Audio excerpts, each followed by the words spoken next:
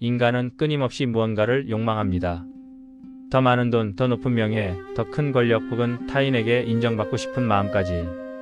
이 욕망들은 우리를 움직이는 강력한 원동력이 되기도 하지만 동시에 우리를 끝없는 불만족의 늪으로 이끄는 그림자이자 때로는 파괴적인 힘으로 작용하기도 합니다. 우리는 과연 이러한 욕망하는 마음만으로는 진정한 만족에 이를 수 있을까요? 아니면 우리가 진정으로 갈망하는 평온과 행복은 욕망의 저편에 있는 것일까요? 고대부터 현대에 이르기까지 인류는 이 근원적인 질문에 대한 답을 찾기 위해 끊임없이 사유하고 탐구해 왔습니다. 그리고 그 해답은 놀랍게도 시대를 초월하여 문화와 종교, 철학의 경계를 넘어 일관된 메시지를 우리에게 전달하고 있습니다. 그것은 바로 욕망하는 마음으로는 결코 진정한 만족에 이르지 못한다는 강력하고도 심오한 메시지입니다. 이 메시지는 인간 본성에 대한 깊은 통찰을 담고 있으며 우리가 삶에서 진정한 충족감을 어떻게 찾아야 하는지에 대한 중요한 지표를 제시합니다. 이 개념은 단일한 사상체계에 국한되지 않고 전 세계의 다양한 문화권과 심오한 철학적 사색 그리고 영적인 가르침 속에서 심도 있게 다루어져 왔습니다. 먼저 동양 사상의 정수라 할 수 있는 불교에서는 인간의 모든 고통과 불행의 근원을 탐진치로 지목합니다. 탐진치는 탐욕 끝없는 갈망, 분노자절된 욕망에서 비롯된 그리고 어리석음 진리를 깨닫지 못하는 무지를 의미하며 이 세 가지가 우리를 윤회의 고통 속에 묶어두는 근본적인 원인이라고 가르칩니다. 불교의 핵심 가르침 중 하나는 바로 이러한 욕망의 굴레에서 벗어나 마음을 비우고 집착을 내려놓을 때 비로소 진정한 해탈과 열반, 즉 영원한 평화와 만족에 다다를 수 있다는 것입니다. 비록 욕망하는 마음으로는 결코 만족에 이르지 못한다는 구절이 불교 경전에 명확히 명시된 직접적인 명언은 아닐지라도 그 사상적 맥락과 핵심 가르침은 이 메시지를 완벽하게 뒷받침하고 있습니다. 예를 들어 작은 것에 만족할 줄 아는 자는 부유하고 탐욕스러운 자는 가난하다는 불교적 격언은 욕망의 허망함과 만족의 중요성을 명확하게 역설합니다. 이는 단순히 물질적인 풍요를 넘어선 내면의 충족감을 의미하며 끊임없이 외부에서 더 많은 것을 찾으려는 시도 대신 이미 우리가 가진 것에 대한 감사와 현재 순간에 대한 깊은 집중이 진정한 만족의 열쇠임을 명확히 암시합니다. 불교는 또한 모든 존재가 상호 연결되어 있으며 개인의 이기적인 욕망이 타인의 고통으로 이어질 수 있다는 윤리적 성찰까지 심도 있게 요구합니다. 이러한 가르침은 개인이 자신의 욕망을 조절하고 내면의 평화를 추구하는 것이 단순한 개인의 행복을 넘어 공동체의 안녕과 행복과도 밀접하게 연결되어 있음을 보여줍니다. 불교의 팔정도는 올바른 이해, 올바른 생각, 올바른 말, 올바른 행동, 올바른 생계, 올바른 노력, 올바른 마음챙김, 올바른 명상을 통해 욕망을 제어하고 깨달음에 이르는 구체적인 방법을 제시합니다. 이러한 수행은 우리를 끊임없이 휘두르는 욕망의 파도 속에서 흔들리지 않는 평온한 내면의 중심을 찾아가는 여정인 것입니다. 서양 철학에서도 이와 유사한 심오한 성찰을 우리는 발견할 수 있습니다. 고대 그리스의 에피쿠로스 학파는 아타락시아 ATARAXIA 즉 마음의 평온과 아포니아 APONIA 즉 육체의 고통 없음이라는 쾌락을 삶의 목적으로 보았습니다. 하지만 에피쿠로스가 추구한 쾌락은 무분별하고 방종한 쾌락이 결코 아니었습니다. 오히려 그는 불필요하고 충족하기 어려운 욕망들을 과감히 줄이고 자연스럽고 기본적인 욕구들 배고픔을 해소하고 추위를 피하며 친구들과 교류하는 것과 같은을 충족하는 데서 진정한 평온과 지속적인 행복을 찾으려 했습니다. 그는 자연은 충분한 것을 제공하지만 인간의 욕망은 결코 만족을 모른다고 명언을 남기며 끝없는 욕망의 추구가 아닌 절제되고 이성적인 삶을 통해 비로소 만족에 이를 수 있음을 강력하게 강조했습니다. 이 메시지는 현대 사회의 과도한 소비 지상주의와 물질 만능주의에 대한 예리한 경종을 울리는 듯합니다. 우리는 흔히 더 많은 것을 소유하고 더 높은 지위에 오르면 더 큰 행복이 찾아올 것이라고 맹목적으로 믿습니다. 그러나 실제로는 소유가 늘어날수록 우리의 욕망 또한 팽창하고 끝없이 새로운 갈증에 시달리게 되는 경우가 허다합니다. 스토아 학파 역시 외부의 상황이나 운명에 흔들리지 않는 내면의 평화와 정신적 강인함을 강조했습니다. 그들은 아파테이아 APATHEIA 즉 감정으로부터의 자유와 이성적 판단의 중요성을 역설하며 욕망에 대한 철저한 통제와 이성에 기반한 삶을 통해 진정한 행복에 도달할 수 있다고 보았습니다. 스토아 학자들에게 진정한 만족은 외부에서 주어지는 것이 아니라 오직 자기 자신을 통제하고 이성적으로 판단하며 자연의 흐름에 순응하는 내면의 힘에서 비롯되는 것이었습니다. 이들의 가르침은 현대인들에게도 큰 울림을 주는데 외부 환경에 대한 통제는 어렵지만 자신의 반응과 욕망은 통제할 수 있다는 점에서 자기 성찰과 내적 수양의 중요성을 일깨웁니다. 종교적 가르침 또한 인간의 욕망이 가져올 수 있는 위험성을 강력하게 경고하고 있습니다. 기독교 성경은 돈을 사랑함이 일만 악의 뿌리가 되나니리 모대전서 610라고 가르치며 물질적인 욕망이 초래할 수 있는 모든 종류의 비극적 결과와 도덕적 타락을 경고합니다. 또한 모세의 10계명 중 내 이웃의 것을 탐내지 말라는 계명은 타인의 것을 탐하고 시기하는 욕망이 사회적 갈등, 범죄, 그리고 개인의 불행을 초래할 수 있음을 분명히 보여줍니다. 이 계명은 단순히 도덕적 지침을 넘어 공동체 내 평화와 조화를 유지하기 위한 근본적인 원칙을 제시합니다.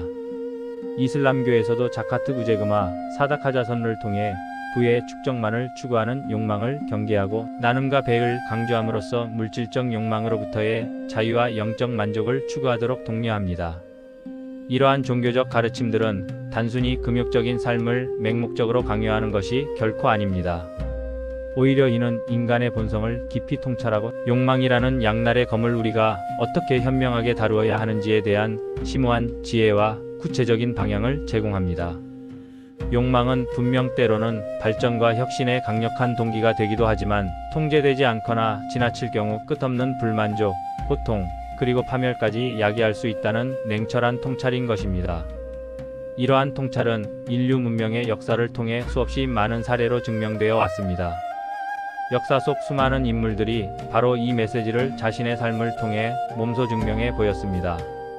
로마 제국의 황제들은 광대한 영토와 무한한 권력을 손에 넣었음에도 불구하고 끊임없이 더 많은 정복과 더 큰 영광을 추구하며 내면의 평화를 찾지 못했습니다.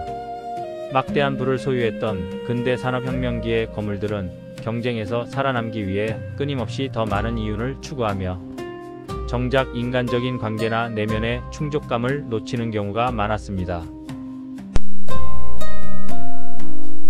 끝없는 갈망과 욕심 속에서 진정한 만족을 경험하지 못하고 오히려 심각한 공허함과 불행에 시달렸던 경우가 허다했습니다.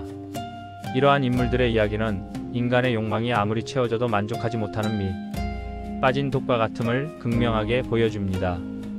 반대로 성자와 현자들, 그리고 평범한 삶 속에서도 작은 것에 감사하며 소박한 삶을 살았음에도 불구하고 깊은 만족과 영적인 행복을 누렸던 이들의 삶은 우리에게 큰 울림을 줍니다. 이들의 삶은 외부적인 소유나 지위가 아닌 욕망을 다스리는 내면의 지혜와 마음의 상태가 진정한 만족을 결정한다는 것을 명백하게 증명하고 있습니다. 그렇다면 우리의 일상 속에서는 어떠한 모습으로 욕망의 함정에 빠지는 것을 목격할 수 있을까요? 우리는 흔히 최신 스마트폰을 구입했을 때의 짜릿하고 일시적인 기쁨이 금세 사라지고 우리는 또 다른 새로운 모델이나 더 강력한 기능을 갈망하게 되는 경험을 합니다. 명품 가방이나 고급 자동차를 소유하며 잠시 만족감을 느끼지만 이내 다른 이들의 더 값비싼 소유물과 비교하며 상대적 박탈감에 시달리고 우리는 또 다른 소비를 통해 이 공허함을 채우려 합니다.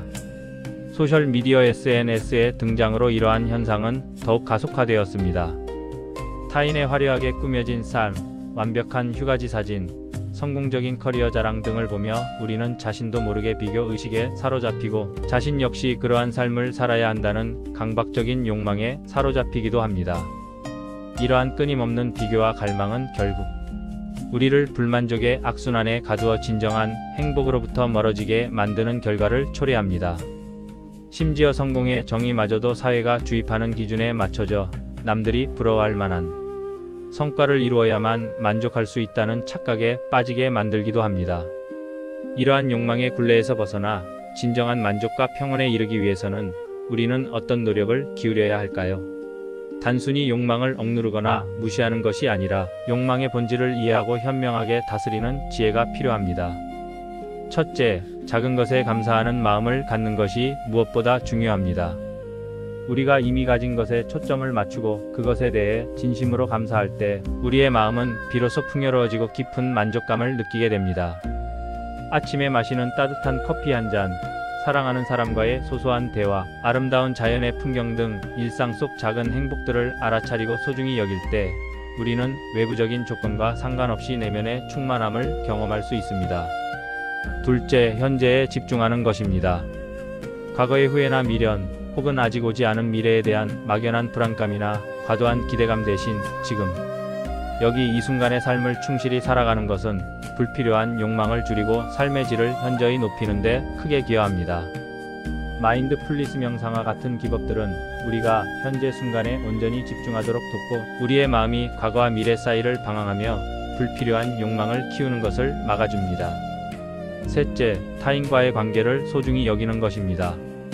물질적인 소유나 사회적 지위와 같은 외부적인 욕망을 추구하는 대신 사랑하는 가족, 친구, 동료들과의 깊은 유대감과 진정한 상호작용은 인간에게 진정한 행복과 만족감을 가져다 줍니다. 인간은 본질적으로 사회적 존재이며 타인과의 의미 있는 연결을 통해 비로소 완전한 만족감을 경험할 수 있습니다. 진정한 관계 속에서 우리는 지지받고 이해받으며 사랑받는다고 느끼며 이는 어떤 물질적인 풍요로움보다도 값진 충족감을 선사합니다. 넷째, 자신만의 가치를 정립하는 것입니다. 사회가 주입하는 성공의 기준이나 행복의 정의에 맹목적으로 따르기보다는 자기 자신의 내면의 소리에 귀 기울여 무엇이 진정으로 자신에게 의미 있고 중요한 가치인지 탐구해야 합니다. 이러한 자기 성찰을 통해 우리는 외부의 욕망에 흔들리지 않는 단단한 내면의 기준을 세울 수 있으며 자신만의 속도로 자신만의 방식으로 삶을 살아갈 용기를 얻게 됩니다. 이는 비교의식에서 벗어나 진정한 자신을 발견하는 과정이기도 합니다. 다섯째, 비움의 미학을 실천하는 것입니다. 불필요한 소유물을 정리하고 과도한 정보의 홍수 속에서 벗어나며 바쁜 일정 속에서 여백을 찾는 것입니다. 물건을 비움으로써 공간적 자유를 얻고 정보를 비움으로써 정신적 혼란을 줄이며 일정을 비움으로써 자신을 돌아볼 시간을 갖는 것입니다. 이러한 비움은 새로운 것을 채우기 위함이 아니라 이미 가진 것의 소중함을 깨닫고 내면의 평온을 되찾기 위한 중요한 과정입니다. 이러한 실천은 물질적인 욕망으로부터의 자유뿐만 아니라 정신적인 여유와 만족을 증진시킵니다. 결론적으로 욕망하는 마음으로는 결코 만족에 이르지 못한다는 인류의 오랜 지혜는 오늘날에도 강력하게 울려 퍼지는 시대를 초월한 진리입니다. 끊임없는 갈망은 우리를 고통과 불만족의 악순환에 가두지만 마음을 비우고 절제하며 현재에 감사하고 소중한 인간관계를 가꾸고 자신만의 가치를 정립하며 비움의 미학을 실천할 때 우리는 비로소 진정한 만족과 깊은 평온을 찾을 수 있습니다. 이는 단순히 욕망을 무조건적으로 포기하는 수동적인 자세가 아닙니다. 오히려 욕망의 본질을 정확하게 이해하고 그것을 현명하게 통제하며 더 나아가 자신의 삶을 주체적으로 이끌어가는 능동적이고도 성숙한 자세를 의미합니다. 욕망의 노예가 되어 끌려다니는 삶이 아니라 욕망의 주인이 되어 자신의 삶의 방향키를 잡고 항해하는 것. 이것이야말로 우리가 추구해야 할 궁극적인 삶의 방향이며 진정한 만족과 영원한 행복으로 향하는 가장 확실하고 지혜로운 길입니다. 우리의 여정은 단순히 더 많은 것을 얻는 것이 아니라 이미 가진 것의 가치를 깨닫고 내면의 평화를 찾아가는 것에 달려 있습니다. 이 깊은 깨달음이 우리의 삶을 풍요롭게 할 것입니다.